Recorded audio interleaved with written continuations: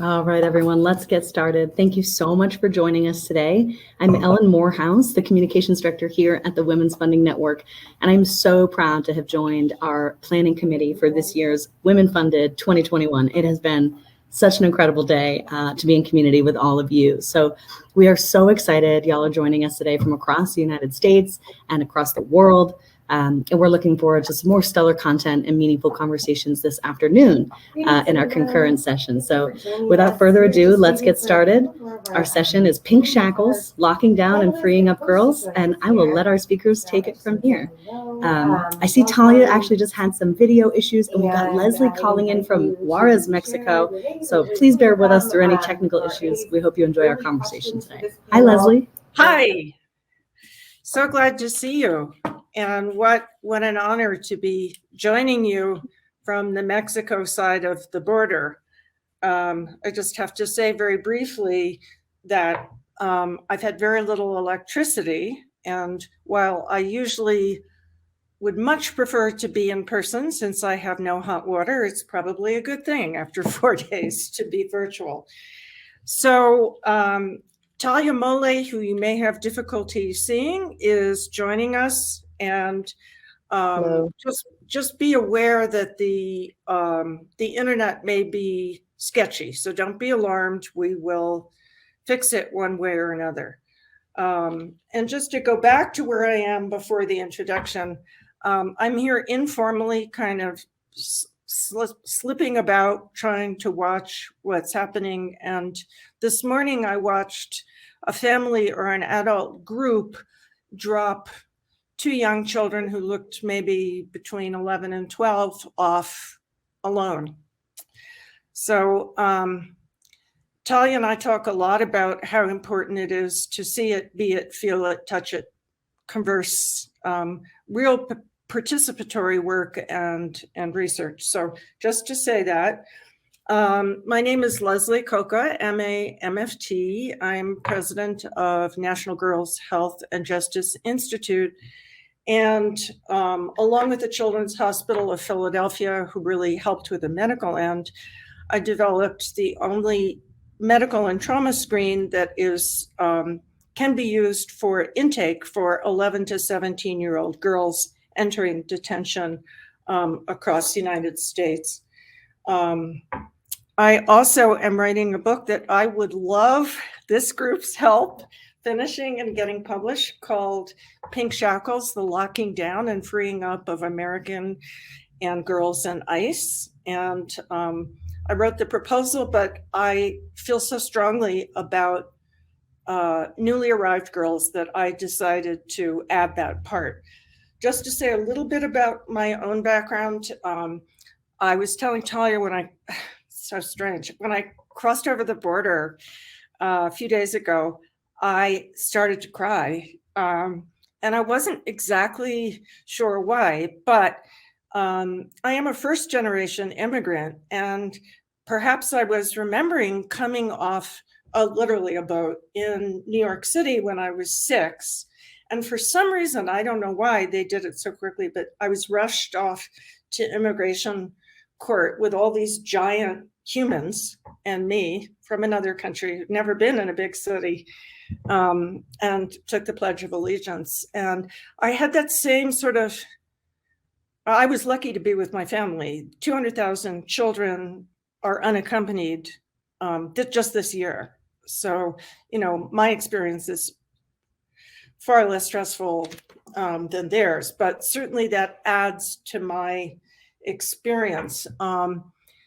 When I arrived in New York, I went to school as a newly arrived girl in first grade, not knowing anything, not being good at language. It said on my report card that I was bossy in first grade because I couldn't say anything. I had to point.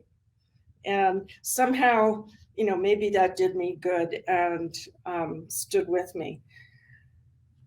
My father was born in Morocco, Tetuan, Sephardic Jew, migrated during the, when the Jews were kicked out of Europe to South America. We spread all over South America. I was alone for a large part of my teenage and college years here. I got into Yale, and I love my father, but he said, don't go. It's like a boy thing. You can't do that. So I was all alone in this country going to that all-boy university. But it's Yale. I did. I wrote them a letter and I said, this is who I am. I really want to come. And you'll have to pay for it, including the books. So, I mean, when you don't know better, it's a good thing. So in addition to the Girls' Health Screen and the book, we are extremely fortunate as a result of many amazing philanthropists and Talia's amazing work and her willingness to jump in. I feel as though, I don't know, I feel a tremendous affinity with Talia, who is also, Talia's Caribbean, and she'll tell you all about herself. But we got a small grant from the Stoneleigh Foundation, which is located in Philadelphia, to go with a great photographer, human rights photographer, Richard Ross, to interview about 20 young girls who are in ICE facilities and talk to them. It's an incredibly hard thing to do, and that's one of the things that I want to talk about in terms of solutions. It's all hush-hush, hidden. COVID is an excuse to keep the public and caring people away from these children. So that is our current very small grant. The Stoneleigh Foundation took a risk on me 10 years ago. I was giving a talk at the Centers for Disease Control about incarcerated girls and how to end the incarceration of girls through access to healthcare. And this woman came up to me and said, we'd like to fund the rest of your work. So that was the Stoneleigh Foundation originally.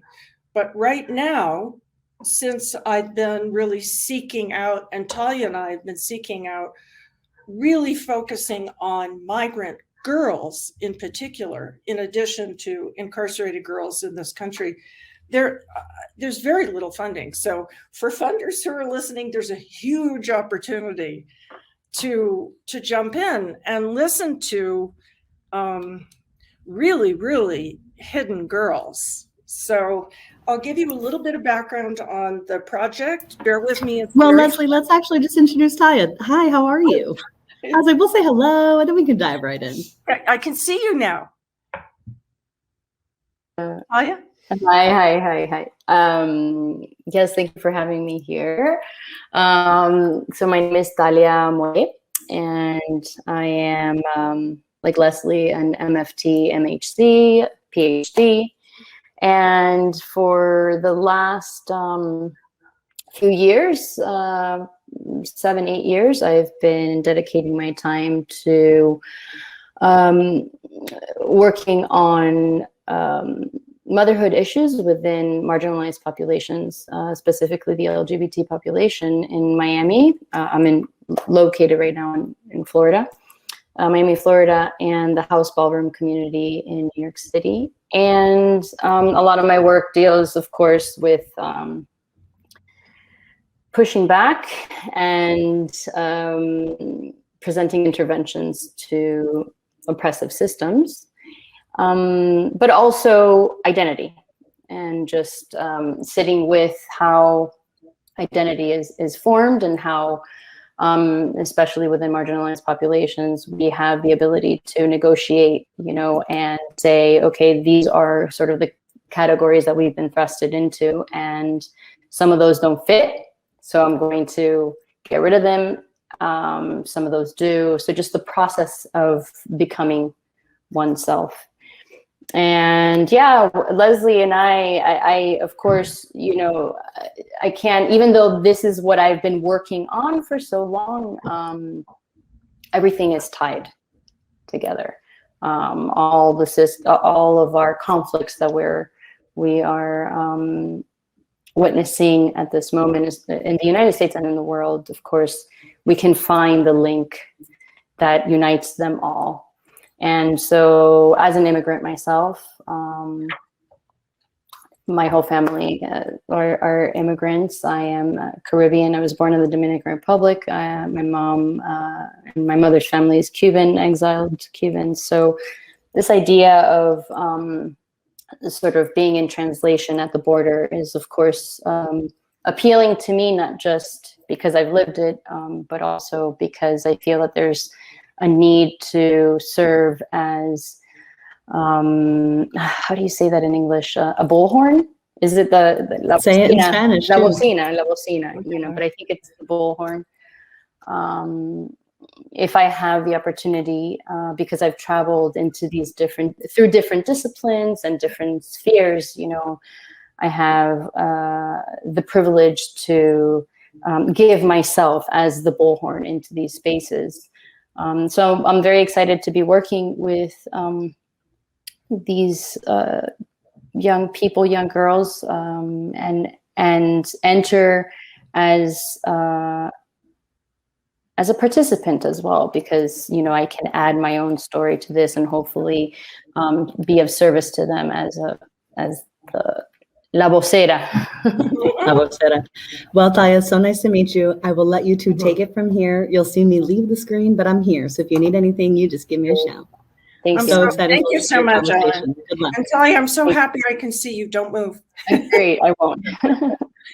So I just have to say again, you know, Talia and I have been connecting virtually for about the past 6 months, but there's something I believe about our shared culture that allowed us, without reservation at all, to just jump in together and do this work and bring different elements to it. I have to say, as I looked at the Women's Funding Network website and mission, and listening to some of the other presenters talk about what influenced them, I said, for me, it was my Panamanian grandmother, Rita, Panamanian Moroccan grandmother, Rita. And so I just wanted to add the rights of the abuela, the grandmothers, to the rights and the contributions of grandmothers to our roster. So I'm going to tell you a little bit about the background of the project, what we're doing right now, and then Talia and I are both very, very interested in not just action, but a revisioning of the future that is infinitely more inclusive and activist. And so I'll segue in, and Talia and I will have a conversation as we go along. So feel free to break in, and I'll feel free to break in with her too. So very briefly, as I was beginning my career a long time ago, I was sitting in a California courtroom as a psychological expert witness, completely unrelated. And by chance, hot day like this, not paying any attention, reading, waiting for my time to speak. And a little tiny teenage girl walked in, fully shackled, wrists, ankles, and belly, past me. She was a defendant in a second-degree murder investigation. And as she sat down, I could see that the shackles were digging into her stomach, and she couldn't walk safely because her feet were shackled and her wrists were shackled. And so I stood up in the courtroom and said to the judge, who also seemed rather bored, it was a pretty long day for him, and I said, why is this child shackled? This pregnant child shackled? And he said, she's a flight risk. And I said, no. You know, when have you ever been pregnant and shackled, Your Honor? So that really was the beginning of my work. And eventually I became, very luckily, the founder and director of the National Council on Crime and Delinquency's Women and Girls Institute. And they did a great job of really highlighting, with a lot of media attention, the issues of incarcerated women and girls. And while I was with them, I interviewed about 3,500 girls in 10 or so states. Now it's 6,000 girls in 20 states. But I remember so clearly the first time I wanted to say something as a newly arrived woman and psicóloga, científica, and all those things. I wanted to say something was a visit to Miami-Dade, in their detention facility. And I was shown to an isolation cell, essentially completely bare. And inside was an 8-year-old little girl, completely alone, with scrapes and bruises on her legs because she had crammed herself up against the wall in order to see outside. Eventually, that became part of a study called Educate or Incarcerate, where we included 1,000 girls in all levels of detention all across Florida. And we found in that study an unexpected finding. There were many that you would expect. Education matters, services matter, but one thing mattered almost the most. And access to physical health care could reduce girls reoffending by 72%, and indeed make it so that they were healthier.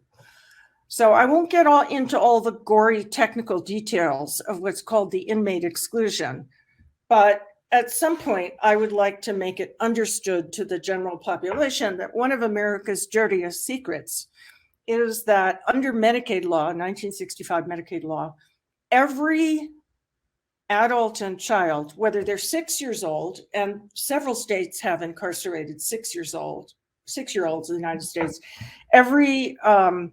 or 60 years old, whatever their age, for the most part, they lose Medicaid coverage, which means that for children in particular, they are not only having the most traumatic moment of their lives, locked up, shackled, their shoes taken away, crying, often pulled out of bed in their jammies or off the streets, hungry and tired, that as soon as they get locked up, for the most part, that the corrections officers or social worker will call the child welfare department and have their medical benefits cut off. So this was the beginning of my career, and I thought, wow, if we can end the incarceration of girls and make kids healthier, that's kind of a win-win. So that was really the beginning, and it turned out to be harder than I thought. And it took 8 years to do a validation study of the girls' health screen. And what that means is that we visited detention centers all across the country and got their medical files and interviewed girls.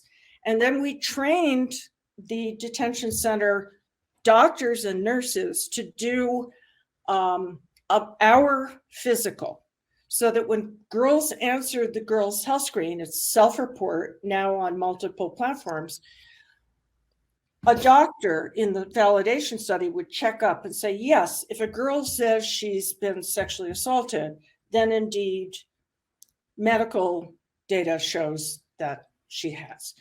So we were able to validate it. And many people have said to me, why did you spend so much time validating it?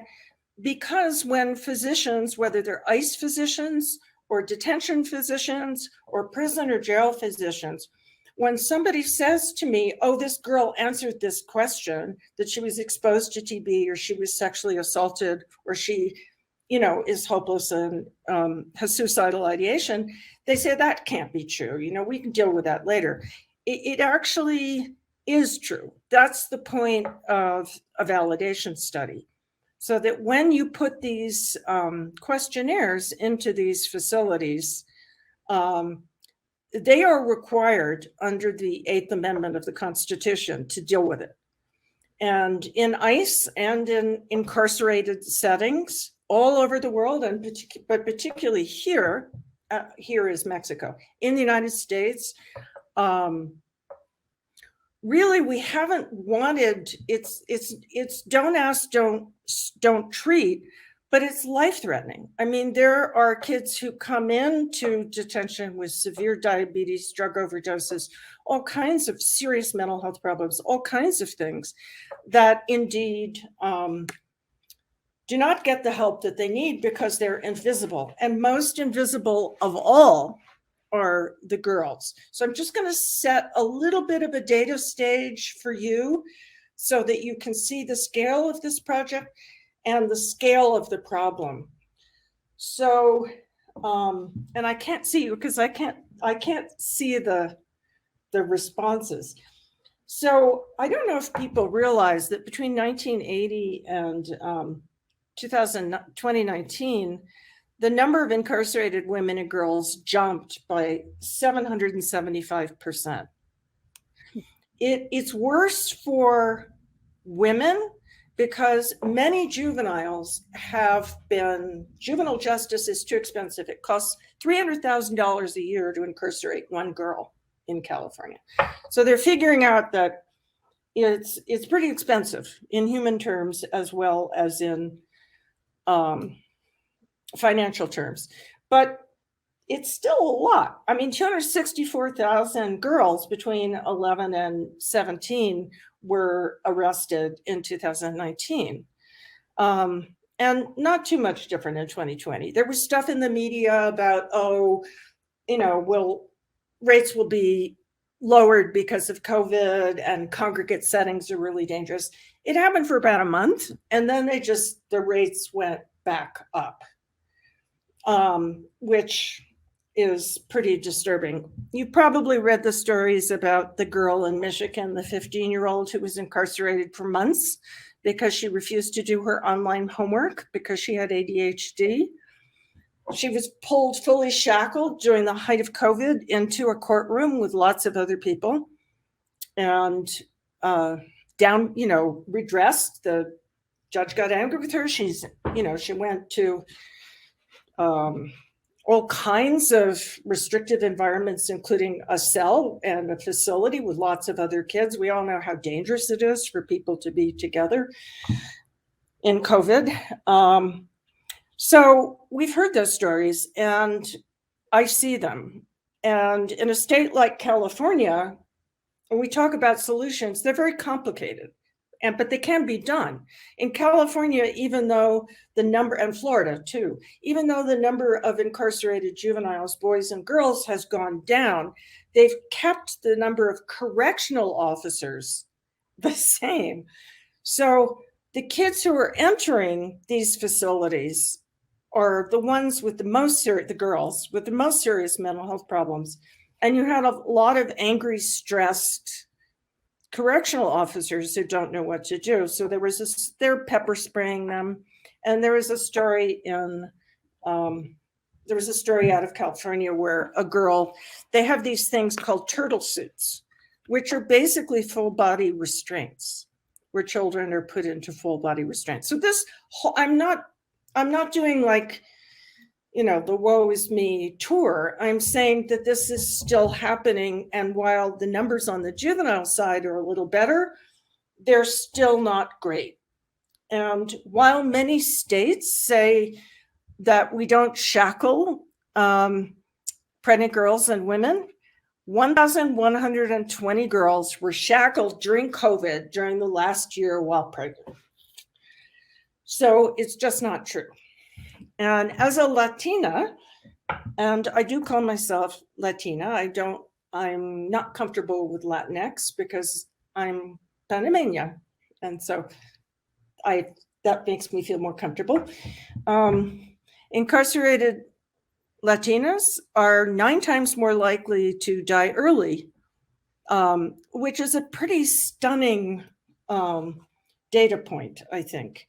And the results of the Girls' Health Screen, which have been administered at this point to maybe 3,000 girls in 5 or 6 states, show that if a girl, a 14-year-old, enters detention and is shackled, and in California they are shackled in pink, these horrible bubblegum pink shackles, They're 22% likelihood that they've been sexually assaulted in the last 7 days. So that requires not only medical attention, but legal attention.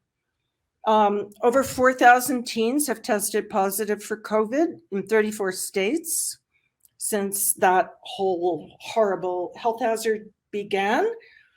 And that is so the tip of the iceberg, because they don't test very many kids.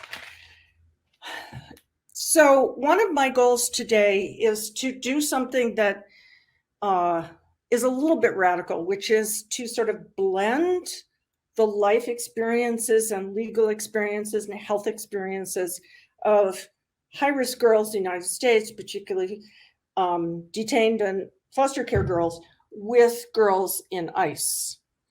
And this is not a small, so 200,000 unaccompanied children came across the border in the past year, and that's just through September. And about 34% of them were girls, and yet you hear nothing about the girls. In Houston, a facility that had girls, all these ambulances showed up, and Sheila Jackson Lee went to talk to some of the girls, and they'd all been through these horrific experiences. So rather than making the facility better, what they keep doing is moving them all around. And I won't go into all the technicalities of that, but an amazing doctor at Texas Children's, who had been one of the intake physicians, was telling me that so many of the girls, like the kids I saw today, perhaps, their parents would give them birth control before they leave home, whether it's 800 miles from other countries or 20 miles coming across the border, 50 or 100. So I feel that that's a really important. It's the definition of trauma and the experience of trauma, from what I've seen, is different for girls in general. It is not the ACEs experience. It's much more like the international definitions of war trauma that they experience. Leslie, sorry, there was a question here really quickly. Maria Mayer asked where the resources for the stats can be found, specifically the assault within 7 days of detention. Lots of places. So the Stoneleigh Foundation, which funded this work, put the original study, which was small, up on their website because they really made it possible. And the Kaiser Family Foundation, the California Endowment, and also our website, girlshealthandjustice.org, has some of that information. The Kaiser Medicaid Commission did a whole paper on the issue. And if you just Google Leslie Acoca Kaiser Medicaid Commission, it will come up. It's, so thank you, Talia. Mm-hmm. So Talia, is there any, like you've heard me talk, just how do you, is there something that strikes you about these horrible data points? Well, yeah, of course, if I were, I guess, touching upon our MFT sisterhood. Sisterhood and just the tools, miracle question. If I went to sleep one day and everything were fixed, a miracle happened, how would I know? Well, of course, first of all these systems, carceral systems, police systems would be abolished. The system in itself is creating so many points of oppression for everyone. I mean, that is something for those that are not privileged, for those that are people of color. But understanding that we're moving towards that, I kind of often say that I am utopian. I do believe in setting utopian horizons, not necessarily as a destination, but as inspiration, that something better is out there. we do have to keep very present that this reality is being lived by many people. In this case specifically, we're speaking about young girls and other identities, right, that are not are not necessarily defining themselves as girls. And I mean, the word that surfaces for me is absolutely disgusting. Right? I mean, these are experiences that I remember when I was getting the stats from you when we first started. I was just like, but how is this not visible? You know, and of course we can talk about politics and how unfortunately our lived experiences for politicians tend to be, you know, sort of like what's hot and what's not. But those that are living these terrible nightmares can't afford to be writing that reality of a hot issue, a hot ticket, you know, and something needs to be done. And I feel that this is where, you know, you and I also share this sort of as activists, scholars, as participatory researchers, as immigrants ourselves, you as Latina, I as a Caribbean, you know, as other populations, we can at least allow these people that are living this experience to know there's somebody listening to you. And I'm thinking of my experience as an immigrant and thinking of the many moments that I've had, whether it was terrible racist attacks on my body and my person, or, you know, doors just closing on me. Also, you know, violations of my body. There's nothing more powerful than having somebody say, I see you. You know, even if it's that moment of just sharing your story. And I mean, it renews the spirit. And I think that that's something that I look forward to this work that we're doing. It's, you know, of course we want greater systemic change. And at that very particular moment, what we're searching for is letting these young individuals know that they are being seen, and that whether they feel it or not, somebody really is out there trying to renew their spirit, you know, that some change can possibly, you know, occur. So yeah, I'm always that's sort of what sits underneath my shock of, you know, the statistics. Well, you know, I wonder, I've wondered this since I began my work. I mean, there are individual stories of individual girls and data points that have gotten attention, but I do feel, as a Panamanian feminist, I do feel that part of it has to do with it's sort of a triple layer of invisibility. Yeah. You know, so many, and I honestly do feel frustrated. My medical director, who's the most for the Girls Health Screen years ago, who also he was chief of adolescent medicine at Children's Hospital of Philadelphia, one of the most generous, amazing people, is now Robert Wood Johnson. And I was saying, what about funding? Because we have $10,000 to do this whole project, which means that, like so many women like us, we're doing it largely out of the goodness of our hearts. I said, you know, what's happening? Why is there so little funding to such a major issue? He said, I don't know. You know, it took years to get any funding for even for the issue of immigration. And when Talia talks, Talia, I wish I could see you. I can't see you again. I left again. Well, hopefully I'll come back. I mean, I see myself. So I have this fantasy that it's your earbuds. No. Because my earbuds never work. So, but part of the issue that I felt so hopeful about until 2016, I had no idea what the anti-healthcare mindset, the impact that that would have on our work. But the health delivery, health assessment, health and trauma systems are largely divorced from the carceral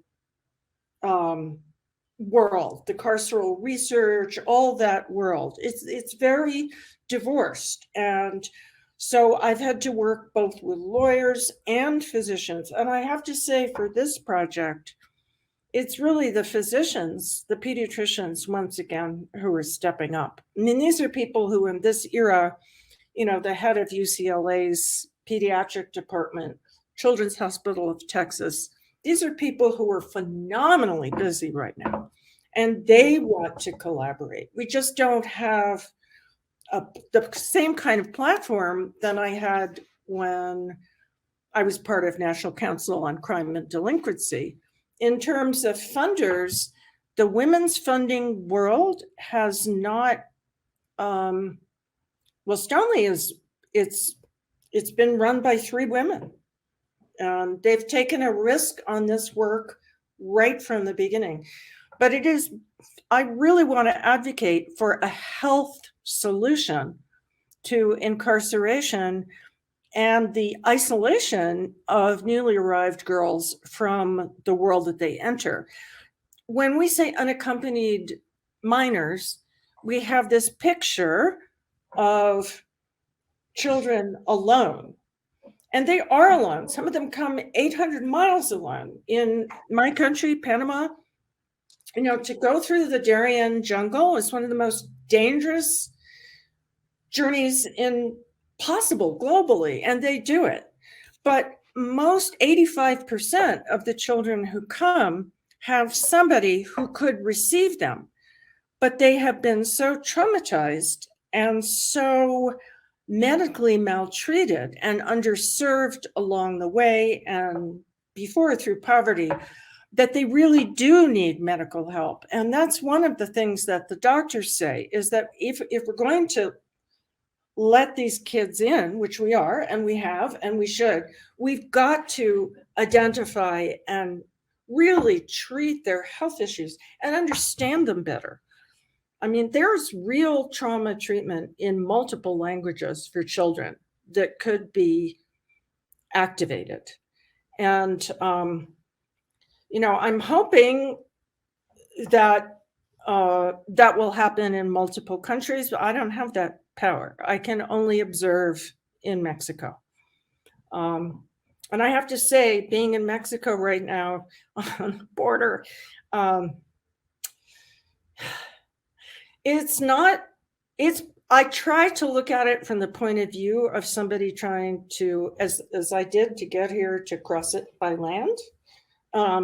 It's very scary. It's overwhelming. And I don't know if people have read that in Texas, the governor has, gotten hundreds of people, if not thousands, to line their cars up along the border so that people can't cross. Mm-hmm.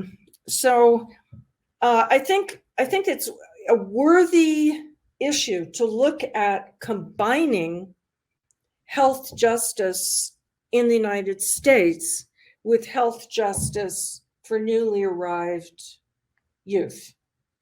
And really, that's part of what I think we'll be doing. And Talia brings such a richness of therapeutic and cultural. Talia, your PhD is in anthropology, right? Yeah, anthropology and social change. Yes. Yeah. So, and I mean, I'm still a practicing therapist on my so-called off hours. I deal with people who have lost ones to suicide, which is an increasing number and another subject.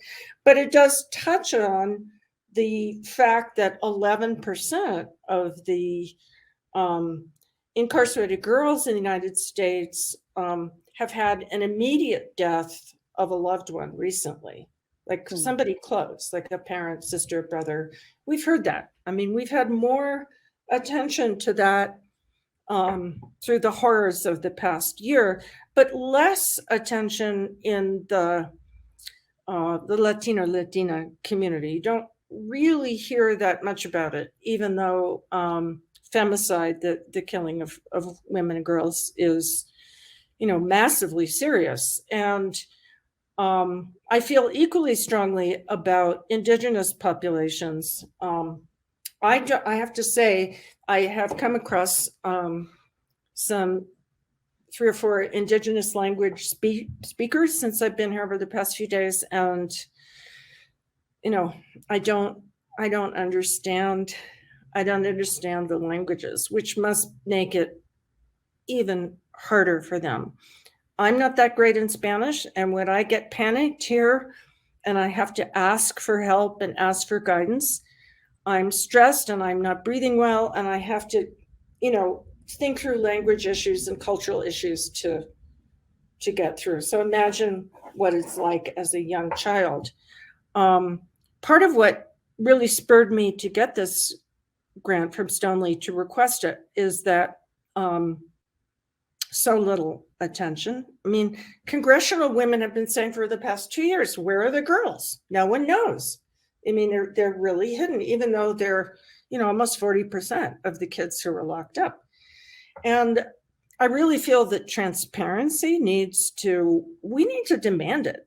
It's not very, I don't want to just, and Talia, I don't think, correct me if I'm wrong, we don't want to just go in and say, hey, we're here.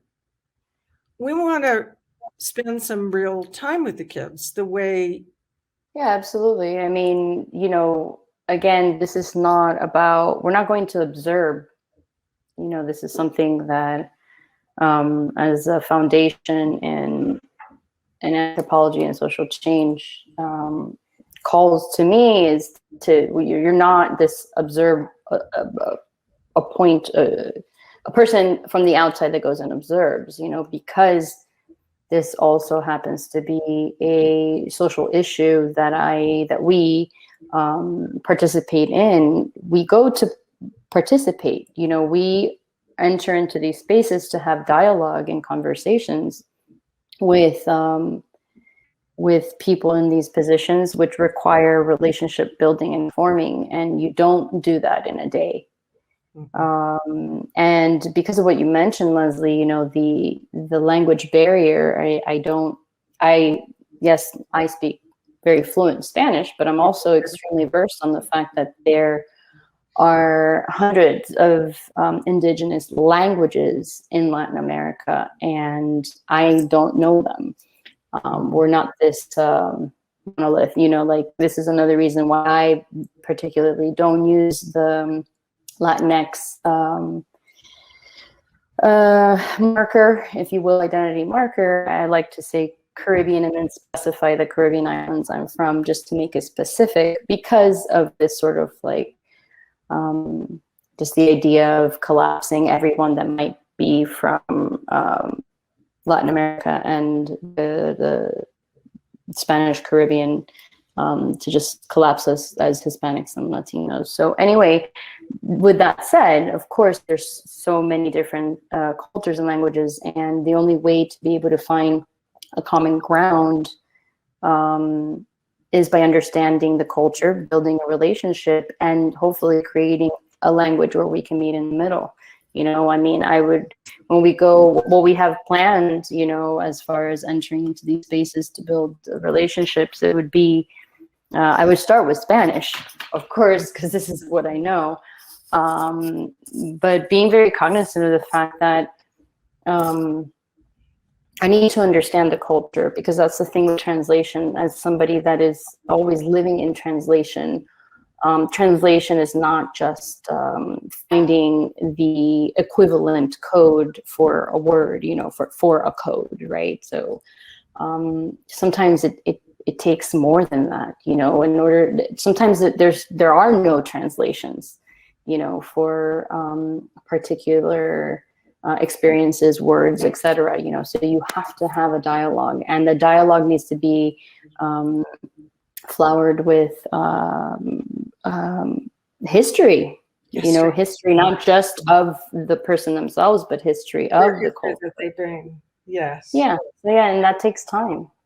It does take time. So it'll be interesting as we try to do this. We will try to bring in Richard Ross. If you haven't seen Richard Ross's work, Girls in Justice, where I wrote an article, somebody asked about data points, stopping the girls to prison pipeline, and his incredible photography book about incarcerated girls across the United States.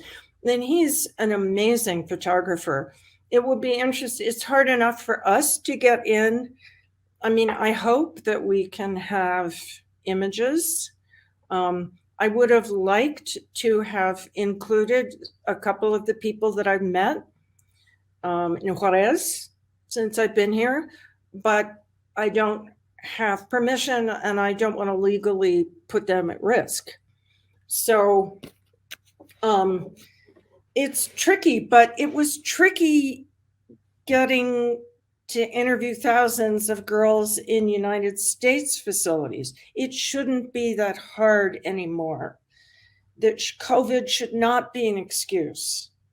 Nothing should be an excuse for the human oversight. We can't change what we don't see and what we don't hear. So, very briefly, I will be going to Nevada after this to install the girls' health screen in, it's called the Caliente facility, which is the state facility for girls way out in, I think it's Area 51, hours from Las Vegas. And one of the things that struck me when I said, I need your demographic data, there are not a lot of African-American Black people in Nevada.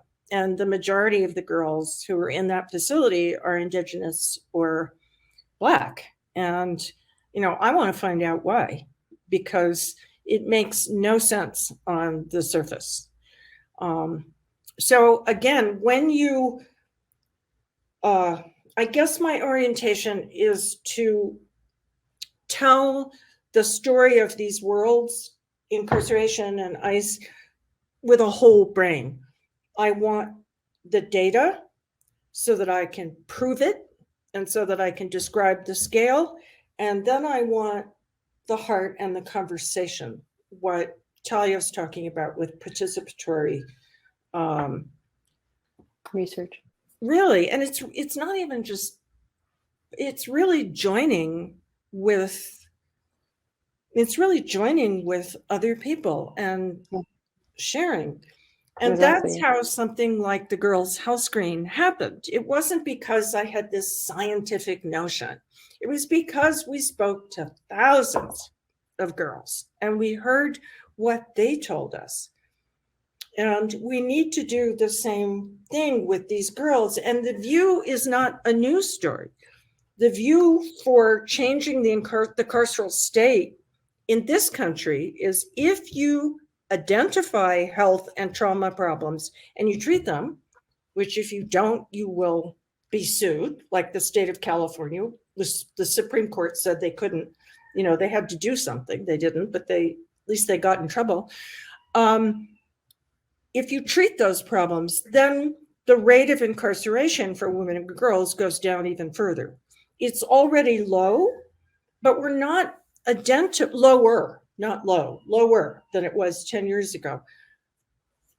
But we're not identifying and treating or hearing the girls that are there. And the girls who are in detention now tend to be have more serious mental health problems in particular.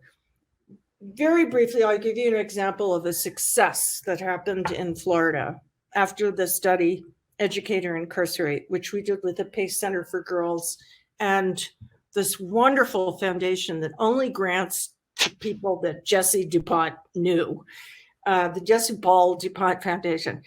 And after interviewing these 1,000 girls and finding that 72% of them didn't even have to be there if they just had access to a physical or treated their asthma or identified and treated their injured, vaginal cavities after being raped. If we just did that without all the legal interventions and politics, if we just did that, we could make a huge difference, not just in the carceral state, but in the lives of girls and their families. So following that, Florida had created the first little girls prison in the United States. It was called FIG, the Florida Institute for Girls.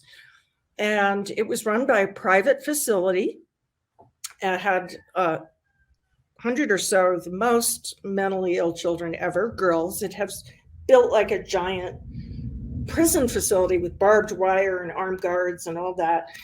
And I went in and interviewed the girls, and so did Pace, and we went to the Florida legislature. We shut it down. So information and voice with funders works. But in our area, it just, I mean, Talia's heard my frustration. It's been a little trickier. Yeah. So Talia, what can you say? I can't see you, but what can you tell me about what's going on in Florida now from your perspective? Well, I mean, from my perspective, my honest perspective, Florida is doing pretty bad. I mean, there is, it almost feels like it's just wild as far as legislation is concerned. I'm not thrilled, of course, by the governor that's running the state. And just alone with the pandemic, and how it's been handled, the lack of consciousness for community, it has me very shaken up. I feel very shaken. Yeah. And as far as, working in the facilities that you were mentioning, yes, it's very difficult to access. And I think now they have a lot of fire or they're using the momentum of the pandemic to make it even harder to access and to provide access to people in immigration facilities and detention facilities, and of course the prisons as well. So I think when things were very hopeful before Trump fully took office, and the reason why Trump impacted my work and his administration and our work is that he made health commissioners all over the country terrified that they were going to lose their funding and resources for the general population. So once again, women and girls fell off the map. And that had happened, bless his heart, during the Obama administration when, he created the Men and Boys of Color initiative, which so many foundations helped with, but that further put the issue of women and girls lower and lower. So if I were to, I'm going to spend some time on the positives, and Talia, you too, but I think if we could lift the inmate exception so that healthcare is not interrupted when people are locked up during the time that we're ridding ourselves of incarceration, I think that would be a huge thing. I think it's very unlikely. I mean, it seems like we have gridlock, but that would be sort of a large scale problem. For about $1 a child, the girls' health screen could be in every one of the 2,000 facilities detention facilities across the United States that serves girls, and identify their problems so that they have to treat them. We're not the whole solution by any means, but you cannot say don't ask, don't treat, and have children die and be injured on your watch. And that's what's happening in the carceral state. It's also what's happening in ICE facilities. I think 7 or 8, 10 children have died in and around ICE facilities. We don't hear about the girls unless they die or are pregnant. So that's really a problem. So visibility isn't just some nice thing that we do. And visibility for health needs and trauma needs isn't just a scientific project.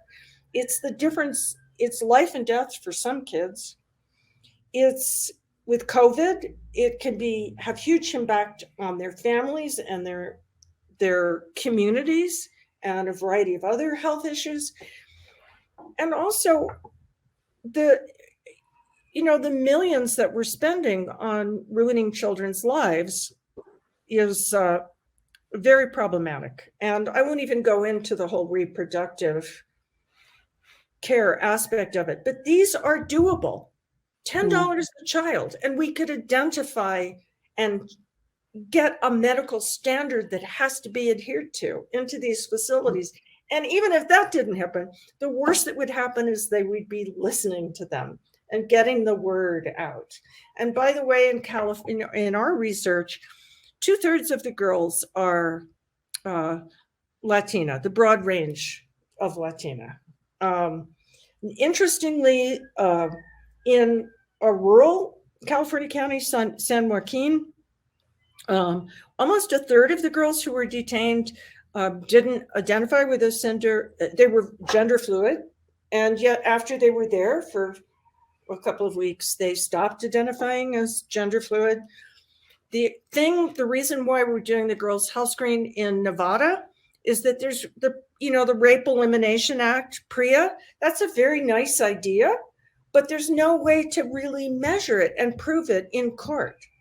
So the girls' health screen, if it's given when girls enter facilities and identifies in a validated way whether they've been sexually assaulted or abused within recent times, and re-administered while they're there, can reliably identify instances of assault in facilities.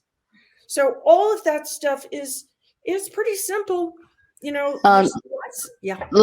Sorry, Lizzie, I just want to also, because we just have 2 minutes, I see. I just want to give Maria a shout out. She wrote, she shared a link.